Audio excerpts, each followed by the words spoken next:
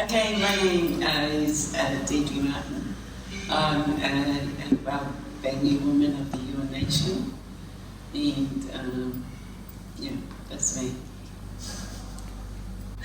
My name is Nicole. I'm a Aunty Dutch and English woman, and we've been collaborating on a work for Wonder and Dread at the Shoalhaven Regional Gallery.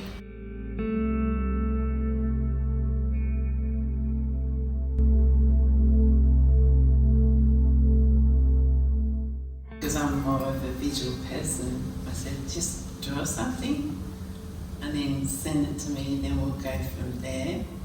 And the uncanny thing is, what she drew me, I had to send her a picture of my father's painting, and that's where it just, it just went. The connection. The connection was a full connection.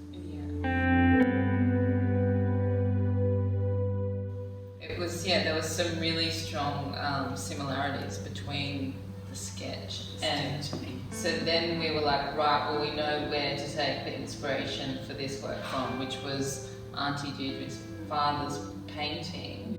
I was going to ask you to specifically talk about fire and the way we've talked about that shift from how fire is experienced today and what this work is saying about fire.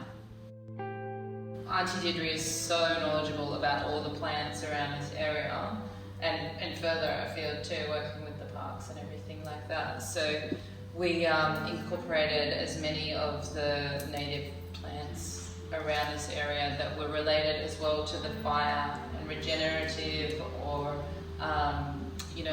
ways that mob would have used plants with fire, like even the paper bark, using it for cooking and things like that. So sort of using it the broader spectrum of how fire can regenerate, be used for cooking.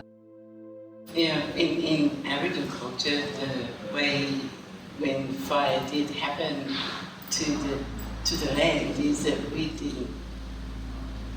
didn't fear it, because what we'd done is we actually moved away from it and let it take its pathway. But now we have to look after what's in the line of the fire, and that's the houses and everything that come today.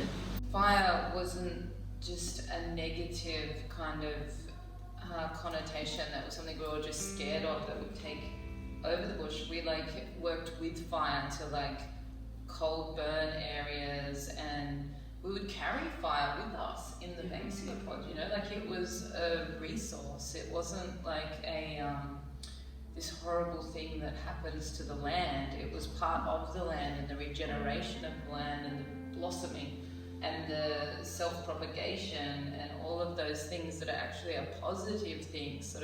I could imagine Mob would have been seeing fire and be like, oh yeah, the bush is gonna bloom again, that's awesome, we'll just go over here. And then, it's like, it doesn't have to be this, scary thing. We're so possession focused now that it's all about holding on to our possessions, but fire knows where it wants to go. Fire's got the knowledge of what needs to burn, and so it follows that path. And with the practices that have been transplanted onto this country, and allowed the bush to get into the state that it's in, is what has caused all of this, The reason why we had such a bad fire season, because as I was talking to Nicole, Mother Nature took care of it itself, and whenever the fire was tried to be redirected, she took another path, and then that's how it went throughout those fires, which is sad, but at the same time, that's just her looking after her garden. In the Western sort of ontology, humans put themselves at the top of that chain, and so it's about humans in this thing and not country, and what country needs, and what country needs to do to keep itself going. And we need country as much as country, needs us too. So it's about that connection and that interconnection and that weaving together of story and This is what it's all about, how it's all connected, you know, because we've got the burnt bits in it, and that's through the fire, but then we've got the growth in it that's come after the fire, and you know, we've lived it with that for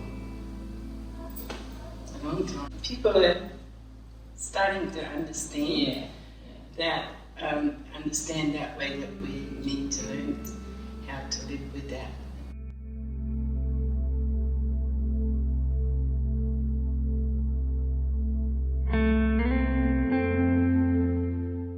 When you look at the flowers, the cycles of the flowers, and with Aboriginal people, we've been watching that happen for a long time, because it's not about how we get the 4 seasons. Our seasons were depicted on the cycles of the plants. For instance, the wattles and the banksias, all of them, you know, banksias and the grass trees, all of them, they also needed the fire. So it's not that they didn't need it. They did. All of the land needed the fire. It's just that it was hectic. Yeah.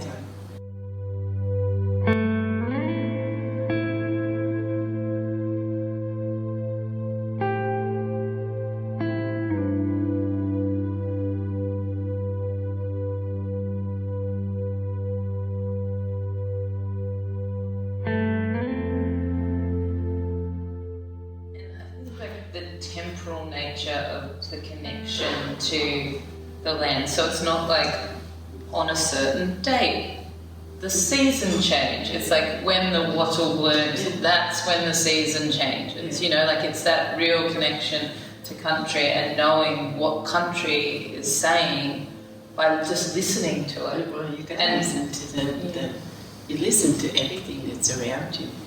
And that's what I do when I do go walking in the bush. I don't just walk in the bush to walk in it, I just walk in it to hear it, because that's what my father always said to me. If you walk through the bush and you hear all the animals, you know that it's alive. But if you don't hear the animals, you know it's sick, it's dying. That was my father's words. My dad is Keith Francis Stewart. He was born here in Nowra, the 12th of December, 1929, and he's sort of been, I've been trying to keep up with his legacy, to keep telling that story. The most beautiful painting is, at Auntie's sister's house, and a pride of position on the wall, so they always talk about it, and you know, it's a big part of their family and their story. So I feel really honoured to be able to be part of this and here and to tell the story from this actual place. His birthday is the day this exhibition opens, so there's quite a lot of connections going on. All the dots are connected. Yeah. Most of our native plants need to have that fire to regenerate, and also with the fires that actually bring through the other plants that have not been able to be seen before because of the overgrowth. Yeah. I think one of the lovely things you talked about was when people approach the work, you want them to feel like they're walking through country. Walking through country. Yeah.